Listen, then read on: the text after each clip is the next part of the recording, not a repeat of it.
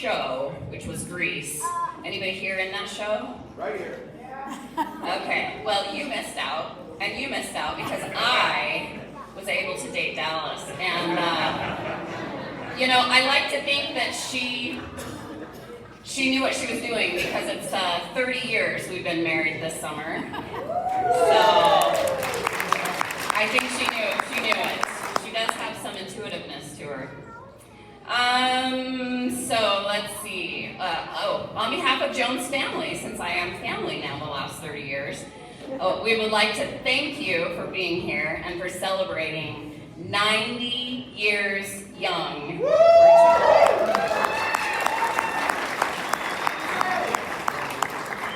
We're going to invite our first speaker up, if I can find him, Randy Christensen.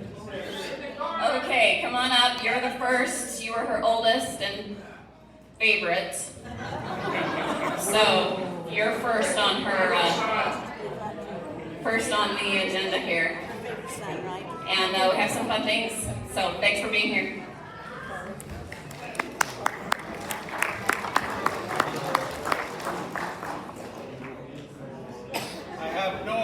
Why they wanted me to go first. I think just get me out of the way because you've actually got talented people that'll be here soon. So I'll try to do this quick. I was trying to think, what do you say about Joan? I mean, I can talk about how mean she is and everything else, but you probably all know that. So I was thinking, well, let's go back to her beginning. Let's go back to Kemmer, Wyoming. And I thought, what do I say about Kemmer, Wyoming? And then nothing? Yeah. I know Kemmer too, the armpit of the world. But she loved it. And I decided, okay, let's think about some of the things Kemmer's famous for. Well, they were one of the last places to have a whorehouse that got shut down. So that was interesting. And I recently read that they found one of the oldest bats they've ever found in Kemmer, but I thought at her 90th birthday party, if I start talking about old bats, I'll get in trouble. In addition to which, I know there are at least 4 other women here that are from Kemmer, and so then I'd be in real trouble. So then I thought, well, they're also famous for fossils, but that didn't do much, so I thought, no, I shouldn't do that. So I guess I went back to her beginnings, and the reality is she's the original coal miner's daughter. Her father was a coal miner, and look at her. She's been all over the world, and has taken many of you all over the world. And so her life has been incredible.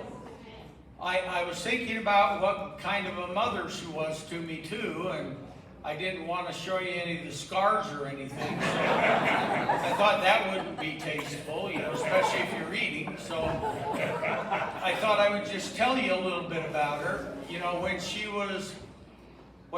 Well, first of all, I got thinking about being a parent, particularly a mother. And I think being a mother is basically a fairy tale in reverse.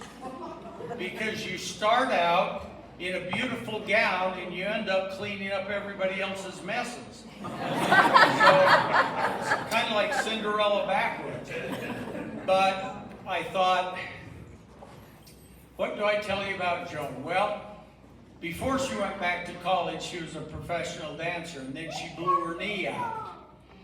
And so that's when the torture of me started, basically, because she couldn't get out of bed, and so she gave me this cookbook. I was probably 5 or 6 years old. That was, written for a 5 or 6 year old how to cook. So I had to keep her fed and Carla fed and everything, and so that was the start of my torture. But then she decided because she couldn't dance anymore, she was going to torture me and make me dance. So for I don't know how many years, I had to go to dance lessons all the time. Tap, ballet, ballroom, tumbling, whatever. Drove me up the wall. Everybody else in Salem was riding horses and having fun, and I was having to go to dance lessons. So she enjoys that torture, she really does. But the truth is she had one great kid and then one kind of okay kid. But Carla's come along, so anyway, so I just want to say, Mom, happy birthday. If you plan on living to 100, we're not doing this again. I'm too dang old. And so's Keith and Carla. And I'd say another 90 more, but oh hell, I'd be dead. I'm done.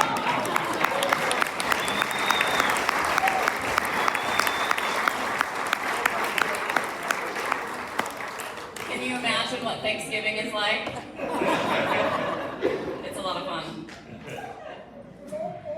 So, at 90, you would think that there would be a long line of family, and you'd be right. Starting with Joan, and then Randy, who you just met, my husband Dallas, our daughter Kaylee, and her two sons, Emmett and Casey. Joan has 5 generations here tonight.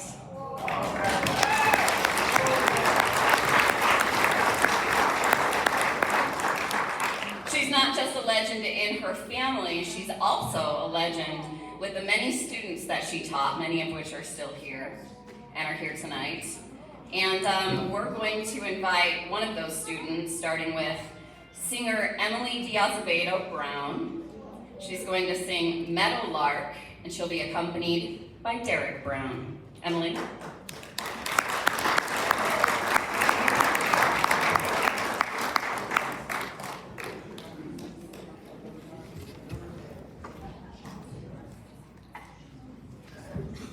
So I was thinking about what to sing for Joan. And I was talking with some of the other students, and we all thought, oh, we should do Hello, Joan. You know, and we laughed and we thought, well, no, we'll, you know, throw that out there because we love you and you really are Dolly. I got to play Dolly with, okay, first of all, where are the Cottonwood High drama students? Thank you. Okay, good.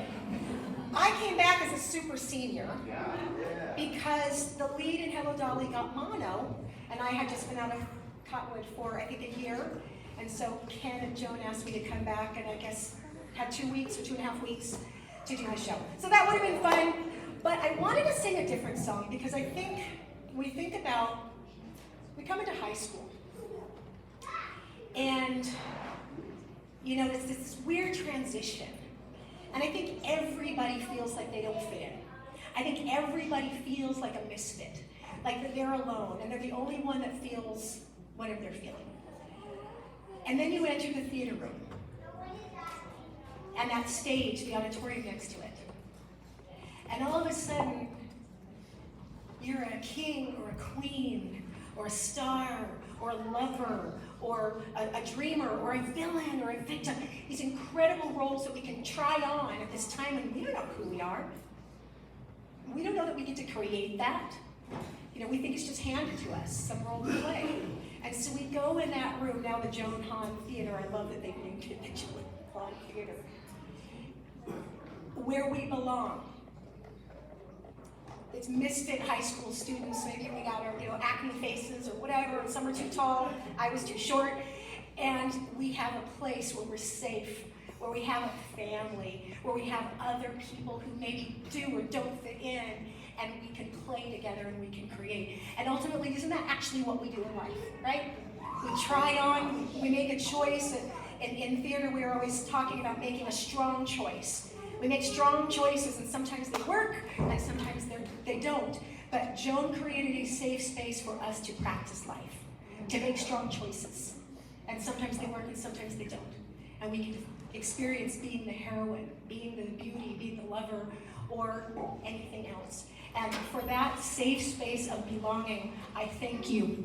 Because I had just moved to Salt Lake City from Los Angeles, and I felt like a misfit. I didn't know where I belonged.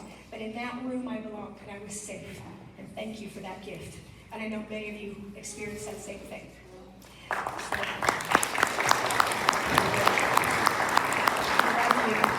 Your students all love you. And those who weren't your students love you. When I mentioned to other non-drama kids that I was going to be here tonight, they're like, Joan Hahn! Is her hair still red? I'm like, yes, of course. Of course. It's a trademark. So we learned to tell stories and create stories and make choices. And so I picked a song because I think it's a great story. It tells a story. I've never actually, can I scoot this over a little bit? I feel like trapped in a corner. Is that all right? Move it where you want. Thank you. Make a strong choice. Thank you. And it'll work or it won't, but here we go with it. And, I've never seen this show. It's Meadowlark from The Butcher's Wife. I've never seen the show. But whenever I hear this song, I want to know what happens. I want to know the story. What choice is made next? And if we were telling a story today, it would be once upon a time. There was a woman named Joan, and she was beautiful. And she had friends who loved her. And it's her 90th birthday. And we know that it ends happily ever after. But every day is the beginning of our story, right? And today is the beginning of yours. So I share this story and I don't know the ending. I don't know the choices that are made. But do we ever, right? Because we'll start a new story tomorrow.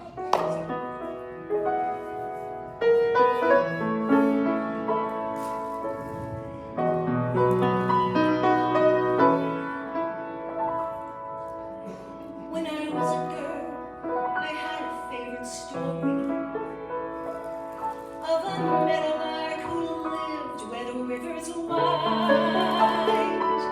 Her voice could match the angels in its glory, but she was blind. The lark was blind, and old King came and took her to his palace, where the walls were burnished bronze and golden gray, and he fed her fruits and nuts from an ivory chalice, and he prayed,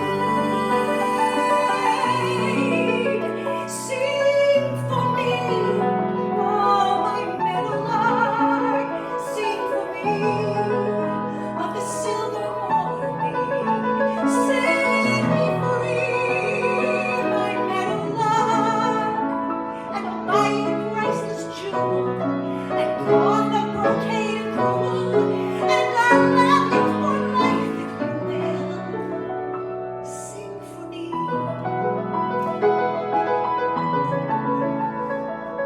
And one day, as the lark sang by the waters, the god of the sun heard her in his flight, and his singing thrilled her, so he came and brought her the gift of sight. Yes, he gave her sight, and she opened her eyes to the shimmer and the splendor of this beautiful young god, so proud and strong. And he called to the lark in a voice both rough and tender,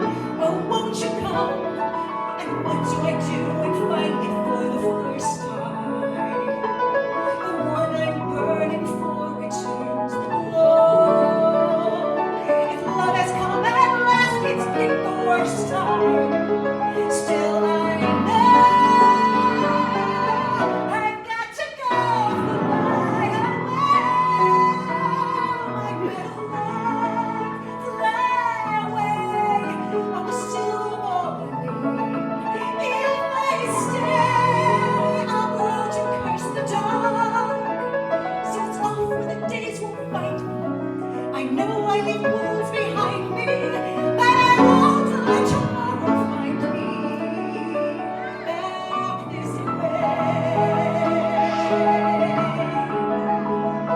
Before my past once again can blind me.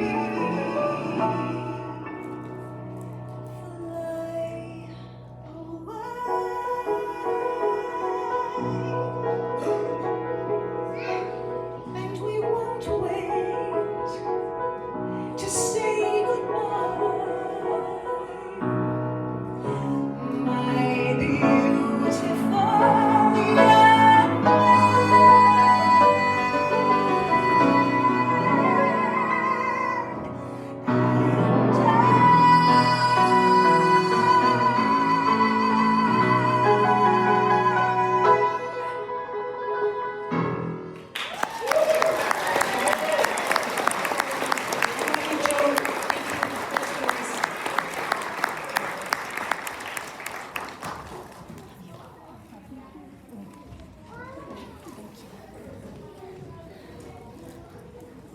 And that is why she will always and forever be Dolly. I was lucky enough to be in that show with Emily, and it was a stressful thing to have your lead get so sick after that many weeks of rehearsals. But Emily came in, she saved the show, she taught us all what it really meant to be a professional on stage, and I will never ever forget her, and I will never ever forget how short she was. Because you couldn't tell if you were in the audience. The way she would walk down the staircase and the presence she had on stage was just incredible. Thank you, Emily. Friends are so incredibly important to Joan, obviously. So many of you here. As you know, she has countless friends, which actually makes fruitcake giving at Christmas time kind of hard. And no, none of us will be passing that tradition on, just so you know. I tried one year, I tried Grandma. I really did. I have a lot of skills and cooking isn't one of them, so you're good. Hey, I own it. But she does have some amazing friends, and up next is one of her absolute favorite friends. And I have to say thank you to Robert McMullen, who's about to join us, because if it wasn't for Robert, you wouldn't see many of the decorations that we have here today.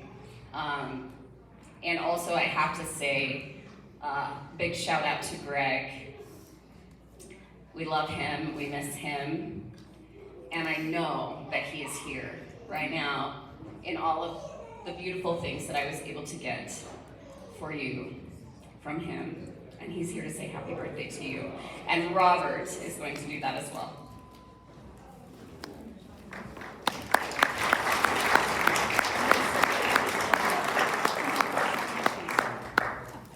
I was specifically told I only had 4 minutes and 59 seconds. So I have written some of this here. That young lady that just talked to you, I'm sorry I don't know her name, but Greg, he donated some of the decorations here. So it was from Greg. It wasn't from me, it was from Greg. Joan, like I said, this is going to be short, I hope.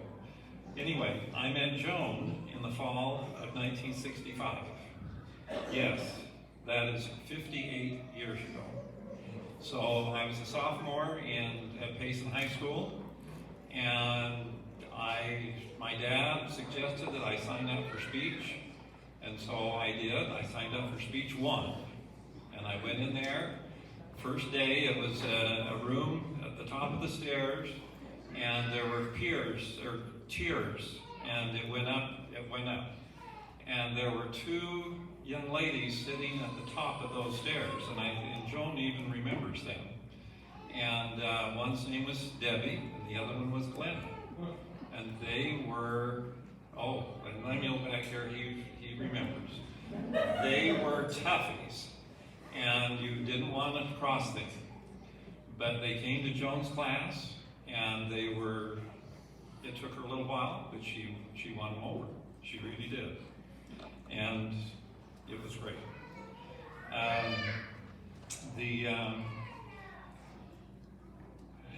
Joan, as you know, is a master teacher.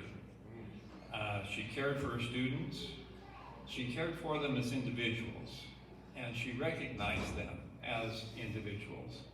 And even though, as was mentioned, we were a little odd, we didn't fit in the normal places, and sometimes they sent some of us to Joan's classes to kind of straighten us out, and she did. She did. And Joan didn't care who you were, didn't care what color you were, didn't care what religion you were, didn't care if you were short, didn't care if you were tall. It didn't matter. I remember many friends that were there, and friends that I made that were there. I wasn't. My dad was quite athletic. He played basketball. I was the oldest in the family, and I was not blessed with an athletic skill. So I think I fit in pretty well in Joan's realm. But it didn't matter if you were an athlete. It didn't matter if you were just nobody. She took care of it. One of the things that she did too, well, I'll start here. I remember many late night rehearsals, and it sounds like some of you here at Cottonwood, you have the same experiences that we did. Some of those plays, I remember Arsenic and Old Lace, and Cinderella of the Lowerland, Our Town, See How They Run, and so many more. During these times, we made lifelong friends, and some of them are here tonight. I do remember Randy and Carla being at those rehearsals, and so that means, Randy and Carla, I've known you for 58 years too. So, but they were, and one thing about Joan was his family was very important to her. And she included her children, she's included all of her extended family in her life and what she's done. I don't ever remember her being rattled by a student or a teacher. And Randy alluded to this. I had in here, she was raised in beautiful Kemmer, Wyoming, which is, you all know, is a mining town. And she had seen and heard it all. Nobody could surprise Joan. She was smooth.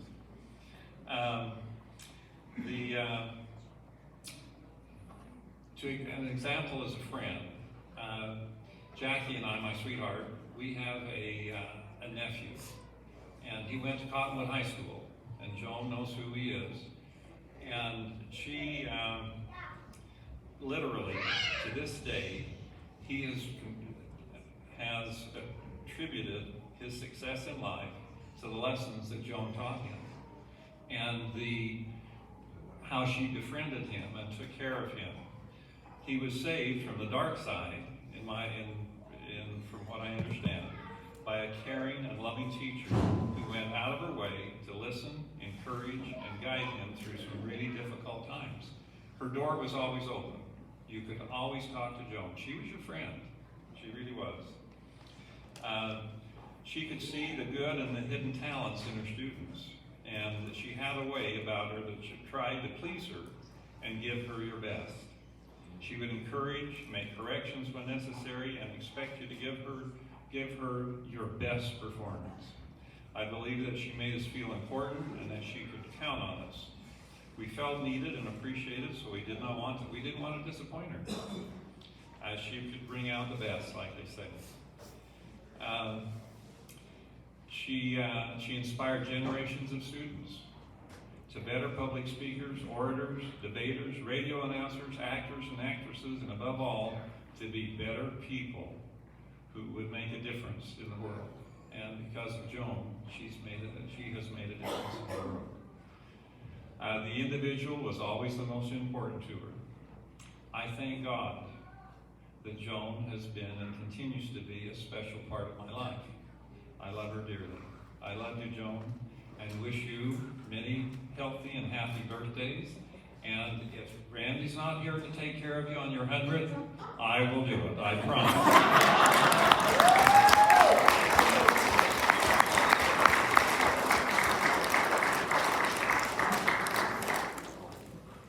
I will too, but I'm catering it. Absolutely. Okay. Sorry, I lost my place. Yes, up next is somebody who needs no introduction. Student, teacher, colleague, and friend, Ken Johnson will join us on stage. He's going to sing You'll Never Know, accompanied by Derek Brown.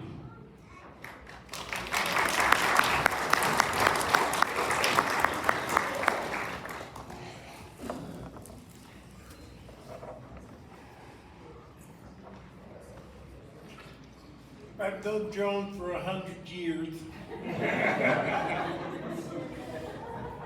I was her student. I taught with her. Then I worked with her and lived with her while she had a travel passport. So I know all of Joan's assets. And they're all amazing. You can't say one bad thing about her unless you're Randy.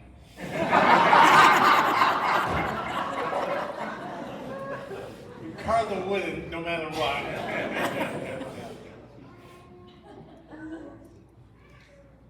I love you, Joan Hahn. Remember when we did Hello, Dolly?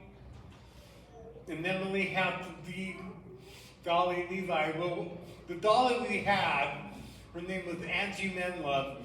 She was 6 feet tall. And we had her mom had made all of her costumes. Well, when she got sick, we asked Emily to do it. Emily came in 5 foot tall. So I am making dresses that will fit Emily the elevator. And boy, was it a tough one. But we made it through, and she did an incredible job, as you can tell by her performance. Anyway, this is You'll Never Know.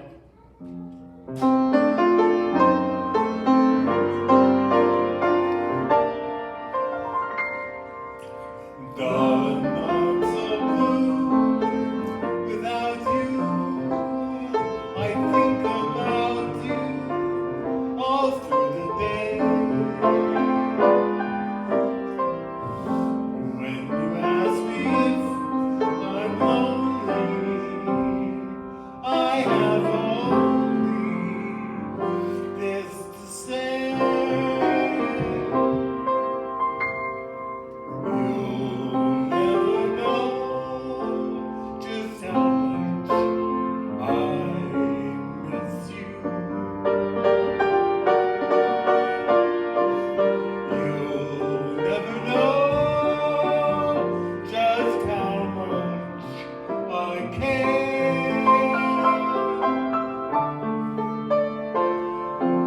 And if you say you still couldn't hide my love for you, you ought to know what haven't I told. So 1,000,000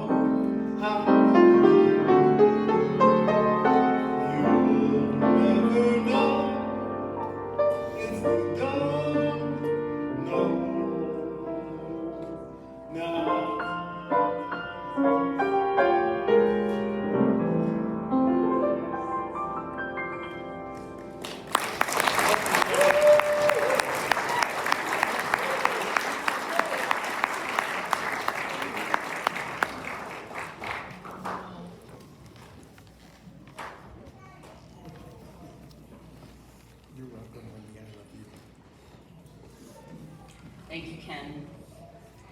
Another friend who also happened to be a student will be joining us here tonight, Lemuel Harsh.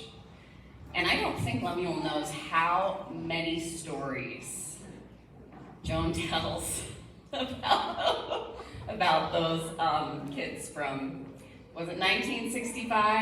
Yeah. I think that might have been her favorite decade. I think that might have been her favorite decade. She can tell us if I'm right. But is Lemuel here? Okay, great. Lemuel, thank you.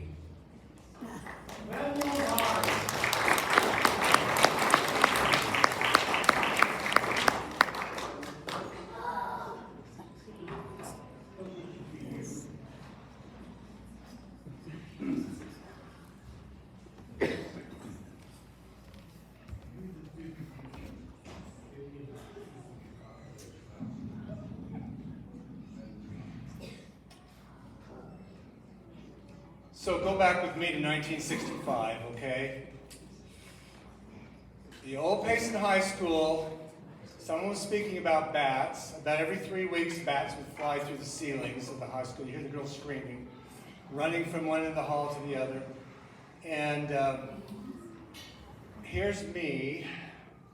My cousin said about me, "You look like a refugee from a concentration camp. You're so skinny. Would you gain some weight?" And so I had this big inferiority of being this skinny little guy who went into class, and my aunt who reared me, and by the way, I was an orphan so often. Talk about Frederick in Pirates. I was an orphan so often I got tired of it, and everybody got tired of me, because I was passed around, okay? One person to the next, to the next. So here I am, 15, going to turn 16 in October, and my aunt said, "You need to take this speech class." So I go there, I walk up to the top of the stairs, and I look in, a different lady that I'm used to seeing in church. I mean, she's dressed brightly, her shoes match her, they're not big black shoes with big, heels on them, like some old lady, and her hair, I don't even know what to say about the hair. It just shocked me. I mean, here I am, just this little hick guy, and I walk in and I humbly go in there, and that was the beginning of my life. She wrote out, "If you think you can, you can. If you think you can't, you're right." And she meant it. And she taught me how she meant it. Joan visualized students the way a sculptor visualizes his statue when he looks at the marble. She could see inside the marble. She could see the potential inside the marble. Now, if you get a little religious, you could say she saw the Christ in whatever anybody was.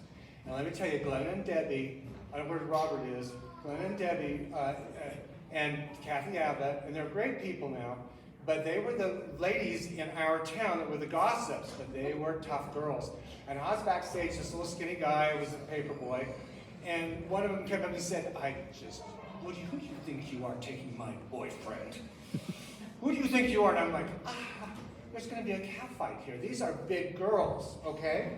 And so, but when they went on stage, what did they do? They sang church hymns, because they were part of Grover's Corners and the choir, because Joan brought these tough girls in, and she gave them a chance. This is her first year of teaching. She taught a half year before me. That's the way Joan was. Joan never looked at the status. She just looked at talent and what you might need, and she knew how to do that so well. So one day, she took me. She could tell me that I had no self-image at all. In fact, you don't believe this. We were supposed to grow our hair out because we were, it's Grover's Corners. It's 1900, and we had World War II hair. You couldn't get anything but a World War II haircut in Payson, let me tell you. When I grew my hair out, I had to go to Provo to get the razor edge, because all the barbers were, and they wore the white things. So we grew our hair out. Well, I'd forgotten, and I cut my hair. And I came there, and everybody said, "Oh, he cut his hair." Can you believe this? I started to cry. I mean, that's how tender and strange I was. Anyway, Joan always saw past all of that, and so one day she came up to me and she said, "Let me see your hand." She took my hand, and she said, "Now, when I was a little girl, I lived in Kemmer, and the gypsies would come, on the river. Is this okay to tell Joan? I'm sorry, I don't know if it's, the gypsies would come on the river and they taught me how to tell fortunes off the hand. And I thought, okay.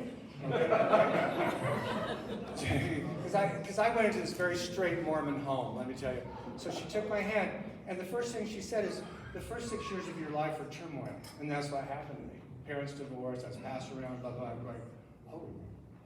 And then she went on to say, and by the way, you're really kind of underdeveloped now, you're kind of skinny and everything, but she said, you wait, when you get older, the other guys are going to look old and you're going to look young. And I thought, oh, nice thought. I mean, I wish I had it then, but I didn't. But she wanted to tell me things by this palm reading. Well, on my 70th birthday, my family interviewed her, and they cut that part out because they thought that the palm thing was kind of not quite kosher. And I said, what'd you do that for? It's been a guide in my life.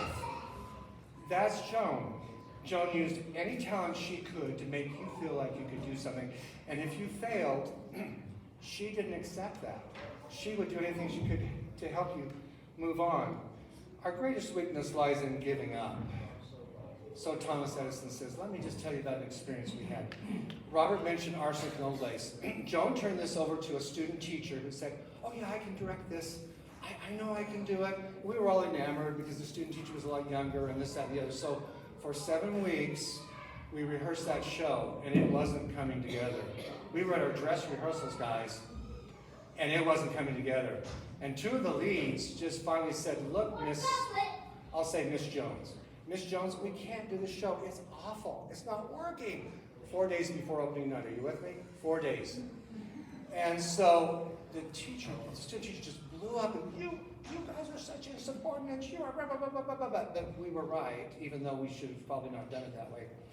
So she left and came and got Joan, and Joan consulted, and then Joan came back and said, okay, everybody just go home. We'll see you at 6 in the morning. Which was a typical thing for her. 6 in the morning till 10 at night on rehearsals. And so you know what? That show went on. Joan never gave up. That's just one example of hers. Years later, my friend of mine and I brought a Broadway show in from New York at the Capitol Theater, the Shenandoah. And we were just all excited, and it was going to be the first place that was done on Broadway, not on Broadway. And the winches that pulled the scenery on and off, a girl was standing there with some costume, and it got caught in it. So our scenery went slow. And we'd advertise this as family advertisement. Well, we had all the critics, we had the Salt Lake Tribune, we had the Deseret News, we had all the magazines there. They killed us because the show was so slow. Joan and Ray Jones. Joan was my drama coach.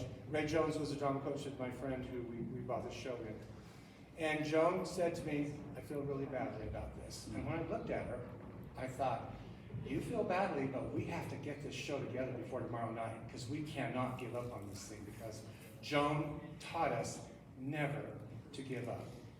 The next thing I would say about Joan that I've seen that has just absolutely melted my life is Alexander Pope said, to err is human, or to make mistakes, but to forgive is divine. Joan has an ability to forgive and has been an example to me. Of course, by the way, I've kept in touch with her all these years. Joan has this ability to forgive like I have never seen in anyone. And I've seen people do, and even myself when I taught with her, just did things to her and she had to forgive me. She has this ability to forgive and to forget and then go on and be your friend. I've never seen anything like it.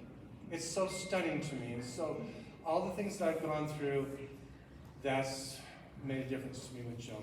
Of course, she was the best at pulling a show together. She had tight shows. She took Regent every year she was at Cottonwood High. No one ever beat her. She did because she prepared us for what we needed. The last thing I want to say is this. Bastiat wrote a book. He was a French philosopher and politician. It's called What is Seen and What is Not Seen. Will you go with me now to what is seen tonight and what you can see? Then will you go with me about what is not seen? May I just give you a statistic? When she retired, I was talking to Joan, she taught 6,000 students. Now, 6,000 people who, like Robert and I, and those who've come up here who've had their lives changed. Add to that all the choreography jobs she's had, and I've always felt like she was as good a choreographer as she was a director.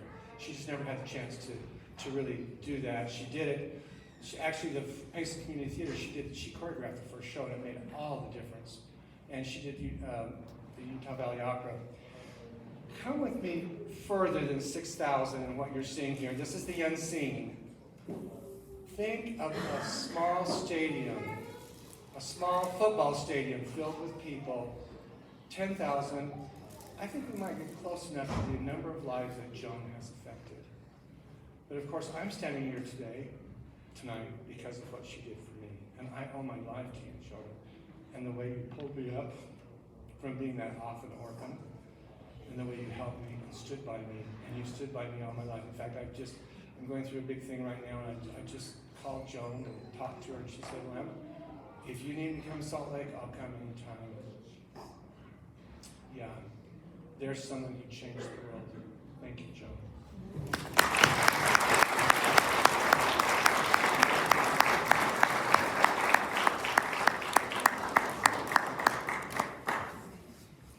I think you might be just as famous for all of your sayings as you were for your directing. One of my favorites is, when the time to perform is here, the time to prepare is past. And I haven't always lived by that. Tonight is an example of that. But I think we should write a book of all your sayings, and everybody in this room plus 6,000 students pay $19.99 and you'll be rich. So that's the new plan, okay? Got it. I'm excited for this next performer because I also happen to be in this phenomenal show at Cottonwood High School in 1993. So please welcome to the stage Craig Clifford with a melody of songs from Me and My Girl, accompanied by Wendy Merrill.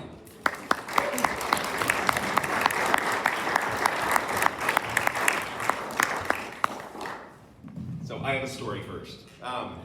Joan, I love you. I am a first-year teacher. Okay. I'm going to tell stories after, the emotional kind. But right now, I'm going to tell a story about Joan's perfume. So, I loved Joan so much, I took the opportunity to be a teaching assistant. And if anyone ever was in her office in that little theater, she had a typewriter in there. She could type like nobody's business. And I was fascinated with Joan on everything about her. So one day she was typing away, scrolling that paper, ripping the paper out, putting the next one in, and she paused. I think she looked at the clock and she knew the next class was going to start, so it was time to reapply the makeup. So she didn't know I was watching, but she had this giant mirror. And so she takes the glasses off and she's re-extending the line all the way out, and I'm just fascinated. And every chance I got, I would watch her put on her makeup. Well, one day I was actually assisting her as a teacher's assistant, and I wasn't paying attention. And all of a sudden, I was like, was there a fire? Were the sprinklers going? She had just sprayed her perfume. It took my nose a little while to figure out what had happened. And then I looked at my watch, and I'm like, the bell's gonna ring, and I'm going to smell like Joan Hahn the rest of the day. If anyone gave her a hug tonight, that's what I smelled like. This is 3 songs from Me and My Girl, a wonderful show that nobody's heard of. And I got to play a Cockney, which is an uneducated person from London. And he wore a bowler hat, and I haven't had one. So, Joan, this is for you. Life's a different thing when you found your one and only. Then you feel no longer lonely. Life's a happy thing. Everything was topsy-turvy. Life seemed all wrong, but it came all right as soon as you came along. Me and my girl, meant for each other, sent for each other, and like it so. Me and my girl, it's no use pretending, we knew the ending along with a big steeple, just a few people that both of us know, and we'll have love, laughter, be happy ever after, me and my girl.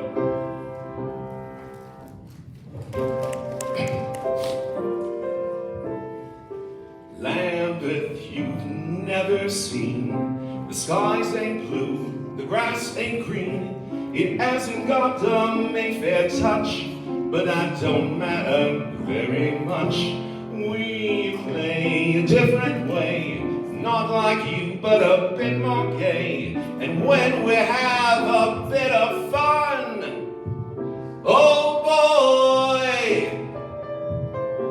anytime you're Lambeth way, any evening, any day, you'll find yourself doing the Lambeth walk.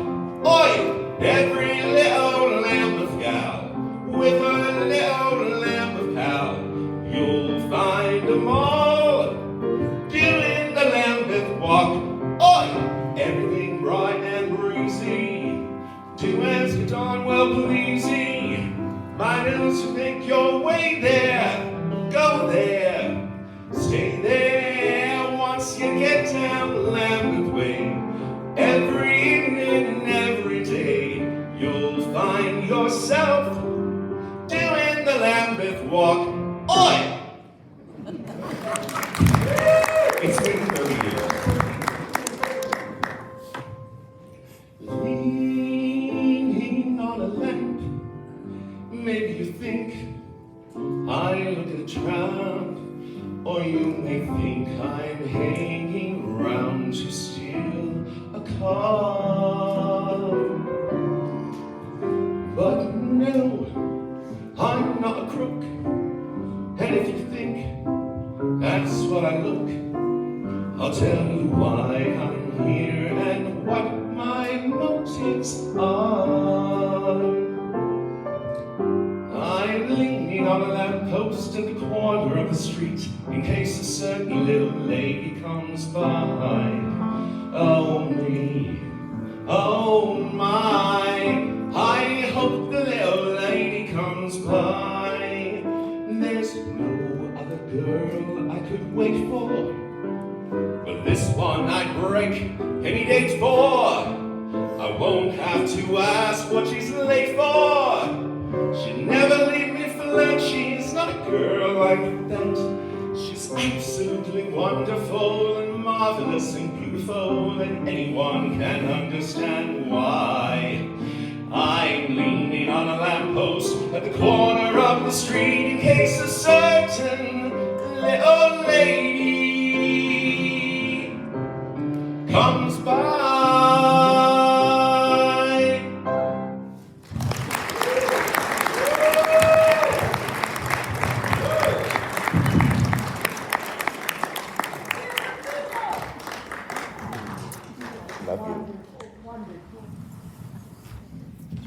I auditioned for that show.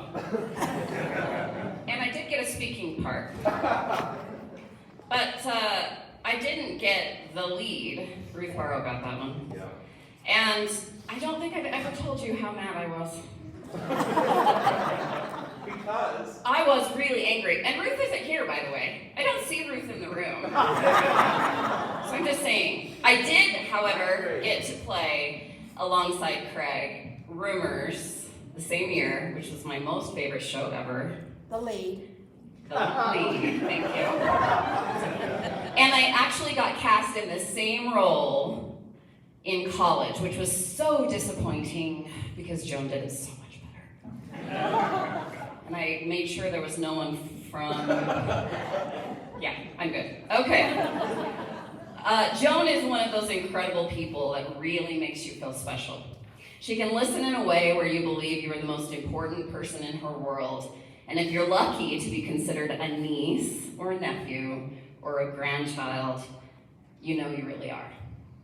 Up next is Cameron Christensen, not only Joan's grandson, but also my brother-in-law.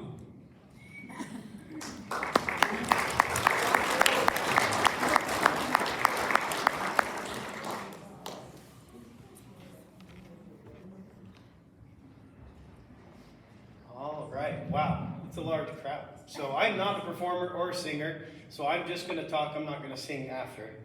So, but I thought long and hard.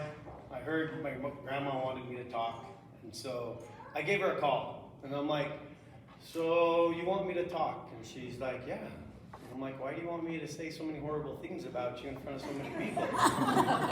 And then my dad did the exact same speech, and so a lot of my jokes I had to take out of this because you now know who my father is, Randy. So, growing up with grandma as my grandma was such a blessing. She spent a lot of time in our home with us. She worked at Cottonwood High School, as a lot of you in here know, but lived in Salem. So anytime there was a snowstorm, she would spend the night. Whenever my parents would go on trips, she was our babysitter. So we got to spend a lot of time with grandma. Kemmer, have a lot of great memories in Kemmer. Some of the best memories ever, and that's where I really got a sense of family. I'm going to get a little emotional. I'm trying not to. But her brother Arlen and her kids, I'm seeing them here today. And I think that's where I'm so close to my brother's kids, is I saw her after Arlen passed away, kind of adopt those kids and those families and stay really close and things like that. So I learned a lot from my grandma in a lot of different ways. I told myself I wasn't going to cry, Grandma. We have a lot of good memories. One of my favorite memories with my grandma was I went to Denver for a summer and spent it with my grandpa Charlie. If any of you got to meet Charlie, that's who I consider my grandpa. And that's where I fell in love with fishing. I loved that summer. I learned how to fold garbage, so I didn't get in trouble. I still know how to fold a cereal box the right way. My grandpa Charlie had some little quirks about him, living there with him. But one of the most memorable things of that childhood was horrifying to me was I saw my grandma with her hair down. I don't know if you guys have ever seen it, but back in the 80s, it was really high. And she walked through the door one time, her hairdresser, something happened, and her hair was down. I've only seen it like 5 times in my life. So that was a little horrifying, a little bit. I'm just saying. I still have nightmares from it, so. And you're like, this is what grandma really looks like. So I didn't like it. I liked it up, so I'm glad you found it. High school shows. So I would, as a grand baby, all the way till we graduated together, right? The year she retired was my graduation year in high school, so we said we graduated together. I got to see all these shows, and I always thought my grandma was famous. Obviously she was. Look at this. Look at this. I remember going and so many people coming up to her and appreciating her performances and how amazing she was and all the region titles. And then when they named the theater after her, I really knew my grandma was special, not just to me, but to so many other people in the world. You are famous. I also fell in love with games. Kind of going back to Arlen, I remember Cameron always wanted to be invited to the big table to play pinochle. And I was always too young. And then finally I knew I got my shot. I got to play at the grandma table with Arlen and her. I still remember to this day, I was scared of my wits. I was afraid I was going to make the wrong hand or play the wrong card and get in trouble. But it's one of my favorite memories is playing games, and my love for games is with my grandma. I love it so much. I missed it. Wish I could do it more. The other thing I think I got from my grandma was she coached all of you students. She called herself a coach. I love coaching. I coach high school right now, and when I was thinking about doing this, that's when I actually realized, like, where did I get wanting to hang out with all these high school kids years after years after years after years? Because high school kids are drama. No pun intended. And I think that I got the love of coaching, and helping kids, because when you're a coach, when you're a drama teacher, as you heard up here, you're influencing those lives way more than just on the ball field or on the stage. So I think the love of coaching that I have, I do get from you, Grandma. I really do. Sorry, I just don't want to forget anything. My grandma has helped me through tough times in my life and tough times in my family's life. When my parents got divorced, my grandma was my rock, because my dad was going through hard times, my mom obviously too, and so my grandma and I had some good talks around that time. And then for years after, that's when I started going to her for advice as well through my younger years in life. And no, I didn't listen all the time, even though I should have. But she was really there for me a lot through my life. I'm 45 years old, she's 90, so she was 45 when I was born. So I've been around for 45 years. I love you, I love you. You have been such an amazing grandparent to all of us. You have my dad, Dallas, and me that just heckle the crap out of her. And that's why God also gave her Allison and Carla to ease they're the love and nurturing type. We just crack jokes all the time. So, but I love you, and it's funny, some of the speakers have talked about doing this again at 100, and the last thing I have written down is again in 10. I want your again in 10. I'll help too. Again in 10. Let's do it. Thank you.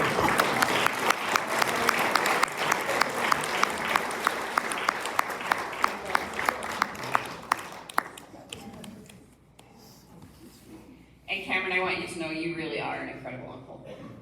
Thank you for being so great. Also, I had the privilege, we'll call it that, of taking care of Grandma when she had her heart, some surgery. And so I have seen her hair down. In fact, I curled it, and I have pictures. So someday I'll share those. Not tonight. We've spent a lot of time talking about Grandma as a coach and as a teacher, as a grandmother and a mother. What we haven't talked much about is what an entrepreneur she is and how incredible her travel agency has been for so many decades. My favorite trip, and I've been on a lot of them, but my favorite trip is with Grandma and Carla to New York City. And Dallas refused to go with me, so I'm still a little bitter about that. But I was able to go with Grandma and Carla, and if you have not taken a trip with Grandma and Carla, with Joan and Carla, she's been Grandma way longer than she was Mrs. Hahn, so you really need to do that. They're incredible. They, I won't go into that, but take a trip, for sure. I lost my place. Here we go. So up next is not only her beloved daughter, but also her business partner and travel companion. And look, I already said it. If you haven't traveled with Joan and Carla, you've really missed out. So please welcome Carla.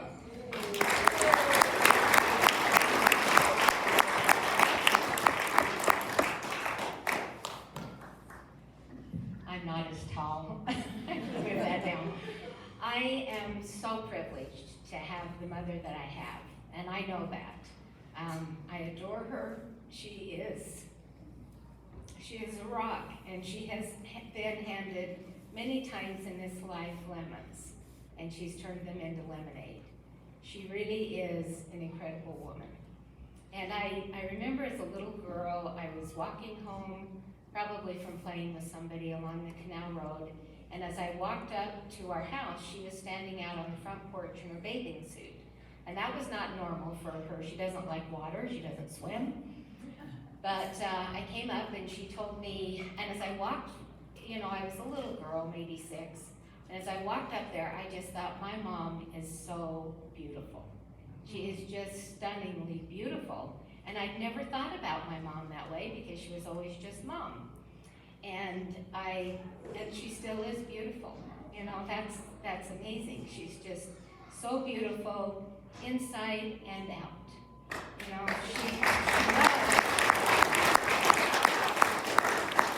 I know that loves you, and she really truly loves her friends, she loves her students. I did a lot of homework in auditoriums through play rehearsals. She loves her students. They would call her at night. Sometimes some really hard things happened with students' lives and some really tough lives that they were going through hard things. And she was there. She loved her students. She truly loved them. And so I saw her as a professional dancer.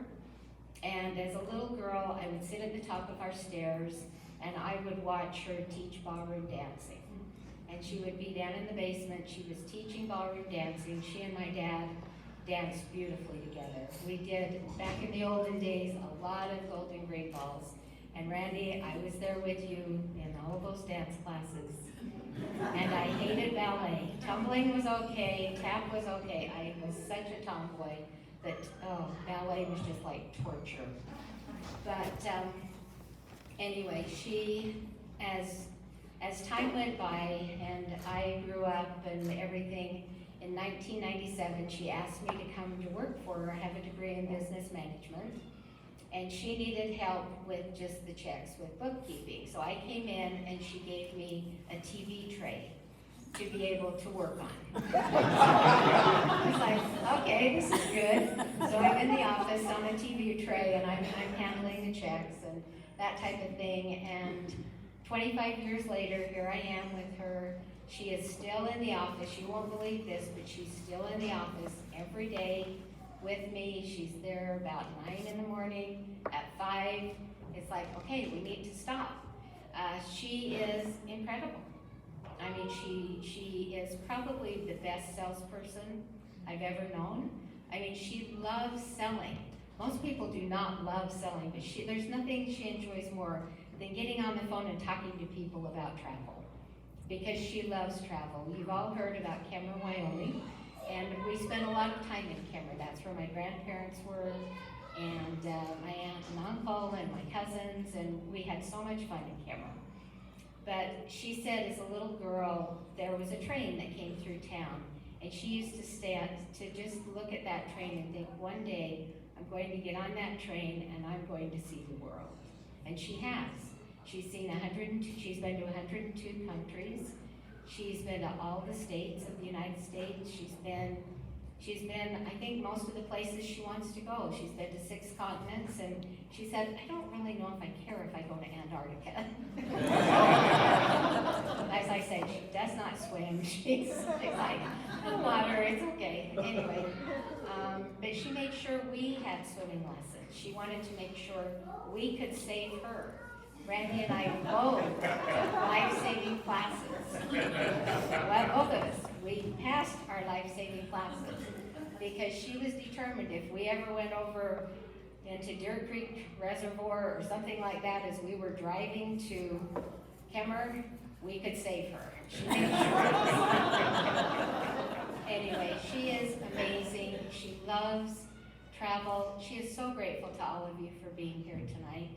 And we are really grateful to have you here too. I'm sorry I haven't had more time. We've kind of been running and trying to keep food there. There's still food, so please come and eat some more because we don't want to take it any more home than we have to.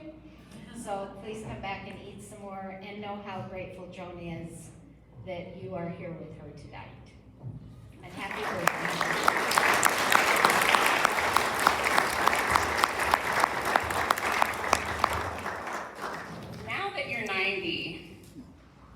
Can we hold off on going overseas, China, places like that? Dad you this year. Oh, okay. So obviously not, we can't. Alrighty then. I know we're running a little bit over. I think this is incredible, and I feel like Carla spoke to me a little bit, and so I'm going to take a minute because I have the microphone and I can. Grandma Joan has been more than just a teacher and an example of mother and grandmother to me. She's been more than a businesswoman that I admire and look up to and try to model after. I've actually never spoken about this publicly, I've never told this particular story, so I'm going to tonight, because I think I need to. Your heart and soul is one of the most beautiful things about you. And when I was a junior in high school, I was homeless, and I didn't have anywhere to live. It was a pretty dark place for me. And I know this is going to be surprising to a lot of people. But one day, Joan asked me to stay after class, and she brought me into her office, and Lemuel can understand. You don't sit there and not answer her questions. And she asked me what was going on, and so I was able to talk to her a little bit about what was happening in my life. And it wasn't pretty. By then I was dating Dallas, so we were pretty close. After she gave me a lecture about how I still need to wear makeup every day, which I've actually done for the rest of my life, she went into the prop room and she got me some pillows and blankets for me to take to my friend's house because I was couch surfing.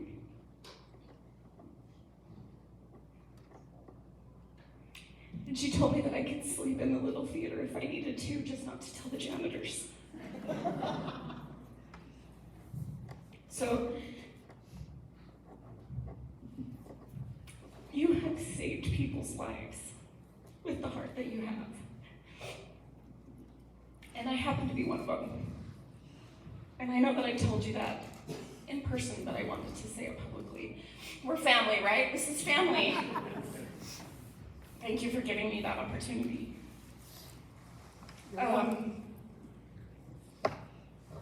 Putting on a party like this is no easy thing. When you turn 90, you wanna come up here, Casey? Come here. You wanna say happy birthday to Grandma? We had Zoom calls. This is my youngest grandson, Casey, the 5th generation. He's my buddy. He's the one screaming in the background, just so you know.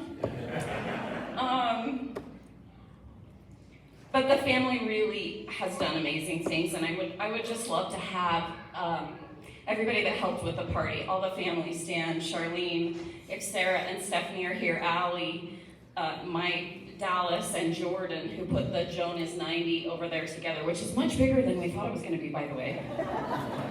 So, I would love to have you stand, please, everybody.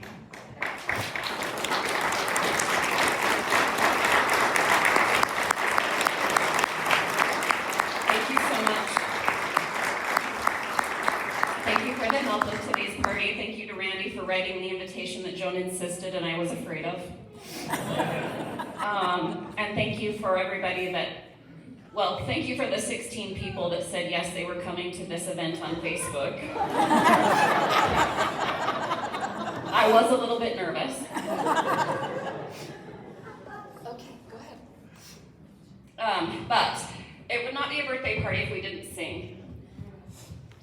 So Joan, I'm gonna come to you. I hope you'll stand because it is your 90th birthday. It's your 90th birthday. I know, I can't believe it myself. Whoever thought it? I never thought I'd be 90, never. Because nobody else in my family ever lived beyond 66. So you're looking at an absolute miracle.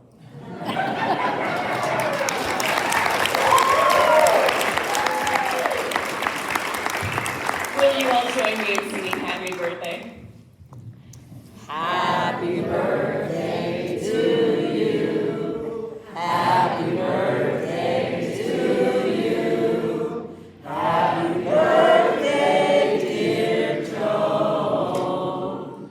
Happy birthday to you.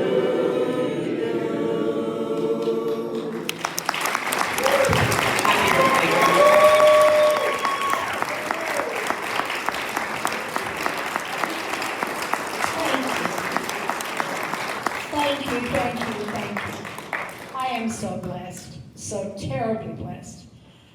thank all these people, Shoni, Randy, Carla, everybody else that helped to make this an incredible event. And I'm so lucky to have all of you here. I know all of you, and you're all a part of my life. And I'm so lucky. And I was so lucky to be a teacher. So lucky. Because so many wonderful people walked through my classroom. And they needed me, and I needed them. And so many of them are here tonight, and I'm thrilled that they're here. And you have no idea how good of performers there were at Cottonwood. Those kids could perform, and they were incredible. And I believed in them, and they believed in me, and it just worked. And in Payson, I was there for 6.5 years, and I think Robert didn't even begin to tell you how tough some of those kids were. Those girls were so tough they could beat any boy in the entire school. One of them could throw a football longer than any boy in the school. And they were a tough bunch. They really, truly were. And they would sit in that top row in this place, this theater that was leveled up there. And they'd spread open their legs, and they were wearing ruffled little things underneath. And I would say, close your legs, please. And they'd say, you're jealous, just simply jealous.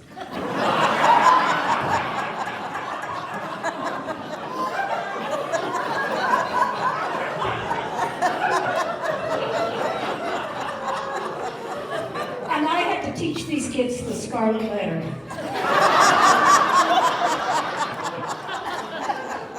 It was required.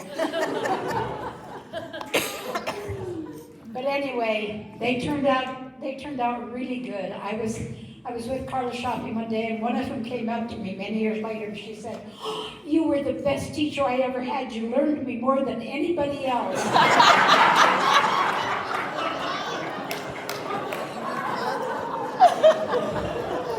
There's nothing like an education, absolutely nothing. But there are so many of you here, and you've come, some of you, a long, long, long ways. Tiffany came clear from close to San Francisco. I can't even think of the name of it right now. And a lot of you have come from other places. DJ came down from Montana. A lot of you have come from a long ways away. I was so blessed to have you in my life. I am so lucky to know you. I am so lucky to have shared this life with you. And I just hope we can go on sharing it, because it's important to me. Trust me, it's very important to me. So thank you, thank you, thank you.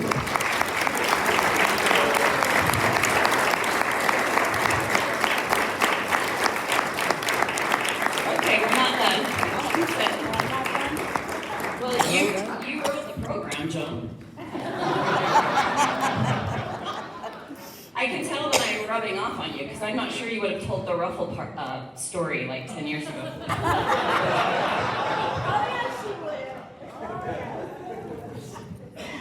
Okay, so Joan would like to have a little bit of an open mic, which is scary with this group. And we are running a little bit over, so we're going to keep it to about 20 minutes. So if you wouldn't mind keeping your comments somewhat short, if you'd like to come up. Because we do have to clean up and be out of here by a certain time. But to kick it off, I am going to embarrass my beautiful daughter, Kaylee. Come up here, sis. Isn't she gorgeous? Come on up. And start this open mic. If you would like to come and say a few things, please do. If you'd like to stay and visit with Joan afterwards, we'll have plenty of time to do that as well. So here she is.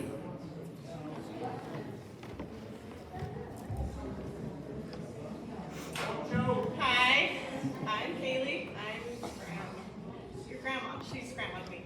I'm her first great granddaughter, and performing skipped a generation, so I'm not good at this.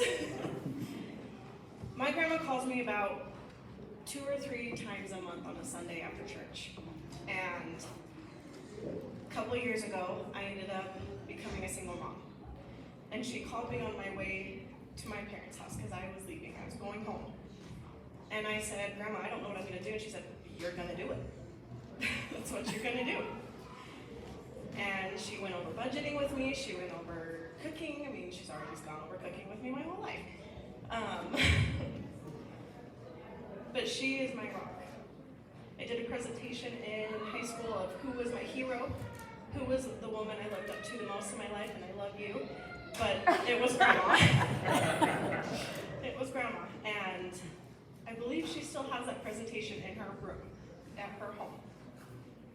And if that doesn't tell you how much she loves everybody, that she saved something from a long time ago, that's her. She has the card of when I told her she was not going to only be a great grandma, but I was making her a great great grandma. And I wrote on the card, what did we write? We wrote, Grandma, great grandma, and great great grandma. And that is also in her room. I love you. Please don't ever die. You can live another 90 years. I'm okay with it. I don't care what Papa says. Happy birthday, and I love you so much. I love you too.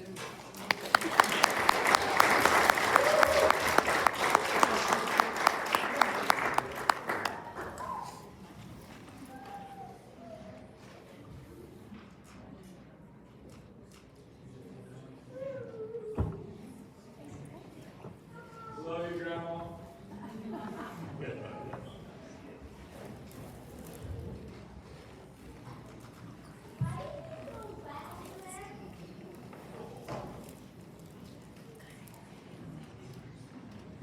Sitting so long, my legs are not working. I have the opportunity to every day go to Joan's house and work with her in the travel agency.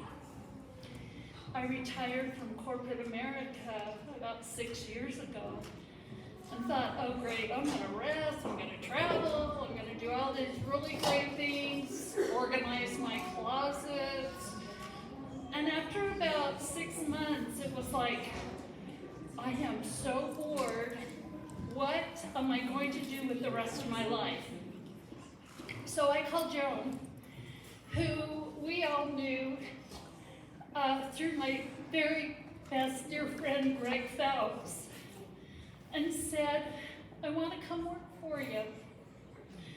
I want to come out of retirement. Do you have a job for me? And she said, yes. Yes, I do. And so I started working for Joan. I worked for her for a few years before COVID, and then of course we all know what happened with COVID.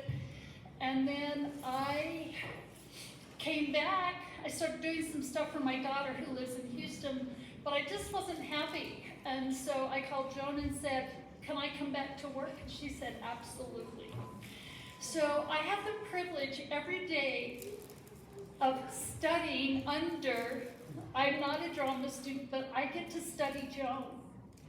And I get to study Carla. And I get to be part of their lives. And that has meant more to me than anything. I love you, Joan. Thank you. And you've been part of our family for a long time. From my oldest brother, Greg, to my best friend, Greg, to us now. I love traveling with you. I love working with you. And there is nothing that you wouldn't do for me, Joan. And I think everyone in this room feels the very same. Thank you.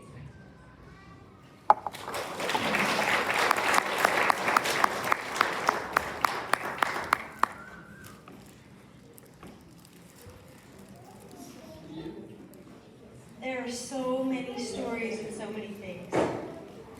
I met Joan. I was 16 years old, and I was going to Judge Memorial because I couldn't get a break at Bonneville Junior High School, and I was determined to be an actor. And so, through my aunts and our dear friend Archie, they said, oh, Joan Hahn is going to be your drama teacher. But I still wasn't convinced, so I set up an interview with Joan, and I went to go interview her. And To this day, I think I was the only student that interviewed Joan. And I came into her program, and by that point, I'd been studying theater for a long time at Theater 138. And she was truly, I have my master's in theater, she was truly my favorite and best drama teacher of my entire life. And I've had some really good ones. Beyond that, she became the family I got to pick. I love her. She's legendary in our family. She went with me to my audition in San Francisco to Juilliard and ACT, and I was stunned that she was gonna go. And I looked at her and I'm like, "You're really gonna come?" And she says, "Mary Lou Retton's coach goes with her everywhere." I'm going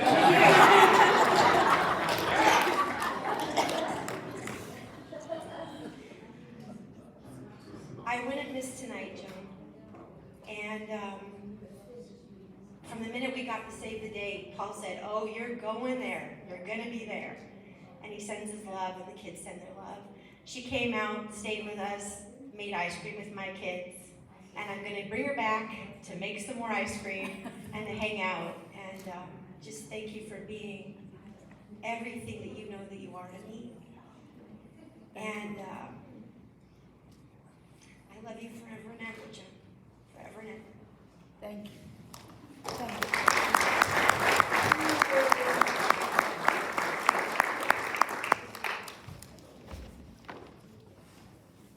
I just want to take a second.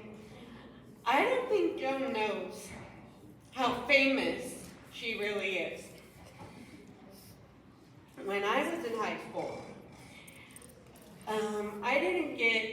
I wasn't lucky enough to be one of her students.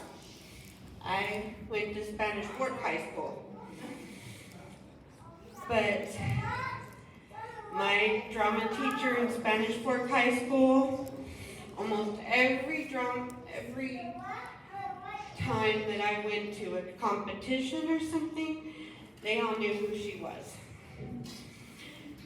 When I must have been in 6th grade, the first time that I heard that she took her students to New York for a whole week and they got to see Broadway shows.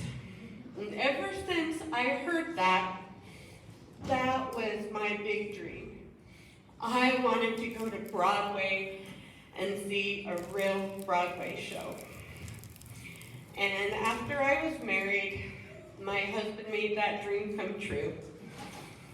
And so I never got to do that with Joan, which is probably regrettable. But I still remember in high school, 6 years later when we were talking about it, my high school teacher said that she loved going with Joan. They never got lost. All they had to do was follow that red beehive. That's true. My teacher really did say that. And one of the other things that I remember about Joan was Halloween. It was an annual tradition to go to Joan's house and get a piece of candy and see her with her hair down. Because she would rat it out and be a witch or something like that for Halloween sometimes. And she would put her hair down. And I'll never forget that first Halloween when I saw her with her hair down. That was like her grandson. That has always stuck with me. So, Joan, I love you. I don't know, I probably have never told you that before. I'm just one of the little neighbor girls who you probably never knew you had influenced, but you have, and I love you. Thank you.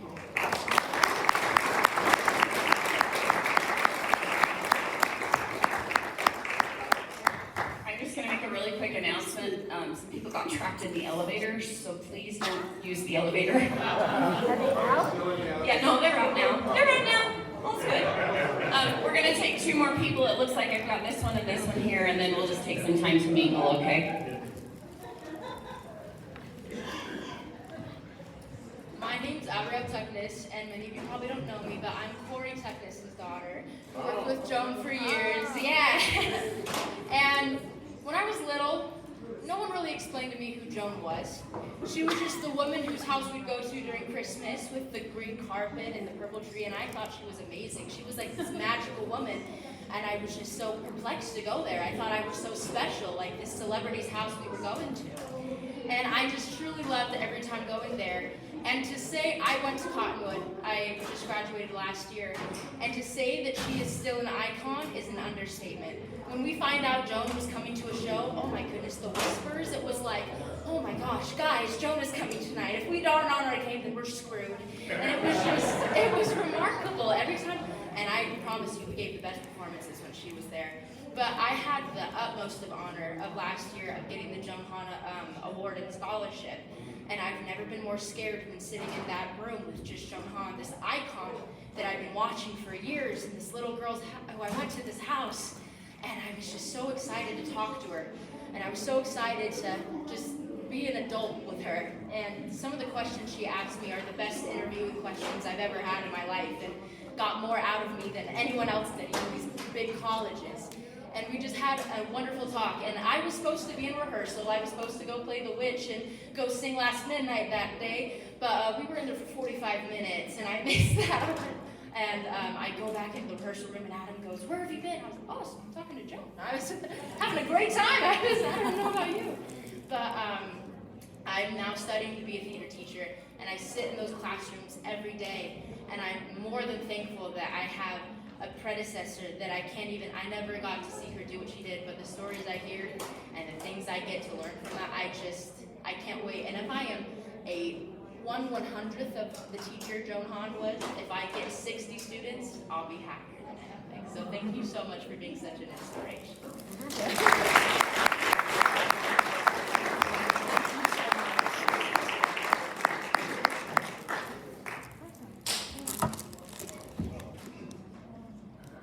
Hello, my name's Sally. I was a student of Joan's back in 1993.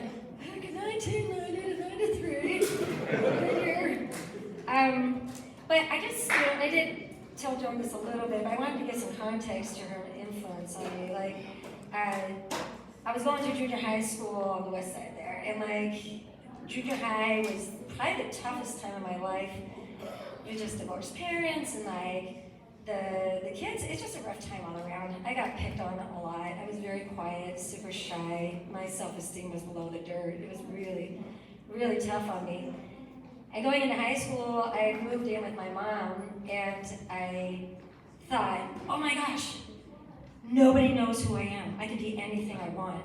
But I didn't know what I wanted to be. I just knew this was my chance to be something different than the picked on little thing. And when I took the drama classes, and I suddenly could be silly, I could let loose, I could be hyperactive, I mean, whatever it was, like, and I found out I was this funny person.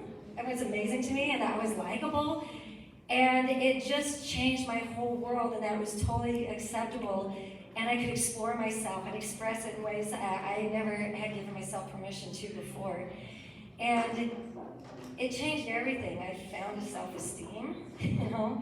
I found more love for myself. And what's phenomenal about the performing thing is that my wife and I were fire performers today, and it completely stemmed from Joan, from this wonderful class. And being given something that is now a life passion, and I'll do it for all of my days, and it's a joy, and it brings me and my wife together. It's so beautiful. And I would say, thank you. You woke up something so beautiful that I had no idea about until I met you and took your classes and just transformed into something that I really love myself today for. So thank you.